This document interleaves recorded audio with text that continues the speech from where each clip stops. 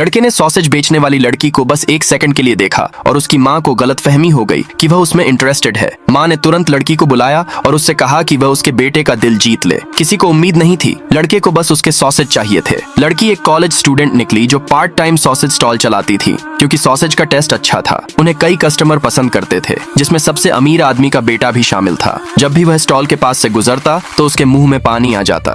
ये सीन उसकी माँ के लगाए गए इन्फॉर्मर ने देख लिया। लड़का साफ तौर पर सॉसेज को देख रहा था, लेकिन उन्हें लगा कि वह लड़की को घूर रहा है। वह हैंडसम और अमीर था, फिर भी उसने कभी औरतों में इंटरेस्ट नहीं दिखाया था। अगले दिन वह औरत, जिसे सच का कुछ नहीं पता था, ने लड़की को बचाने वाली समझा और उसे अपने सामने बुलाया। उसने 10 मिलियन निकाले और उससे कहा कि वह उसके बेटे को डेट करे। लड़की तुरंत काम पूरा करने के लिए मान गई। उसने जानबूझकर अपना स्टॉल बास्केटबॉल कोर्ट के बगल में लगाया। फिर कुछ अनएक्सपेक्टेड हुआ। लड़का जो बास्केटबॉल खेलने में लगा था, उसकी दूर की मुस्कान की वजह से कंट्रोल खो बैठा और बॉल अपने टीममेट के चेहरे पर दे मारी, जबकि लड़की मन ही मन खुश थी। लड़का पहले ही पास आ गया था और उसने कुछ ऐसा कह दिया जिसकी उसे उम्मीद नहीं थी। उसने उससे 2 सॉसेज मांगे। तभी लड़की को एहसास हुआ कि लड़के को उसमें कोई दिलचस्पी नहीं है, सिर्फ सॉसेज में है। और हर बार जब वह आता तो वह चाहता था। लड़की ने सोचा कि क्योंकि उसे उसके बेचे हुए सॉसेज पसंद है, तो अगले कई दर्जन दिनों तक लड़की ने उसके सबसे पसंदीदा सॉसेज तैयार किए। स्कूल के बाद टीचिंग बिल्डिंग के बाहर उसका इंतजार करती रही। उसके करीब आने की कोशिश में उसने उसे फ्लर्ट वाले मैसेज भेजे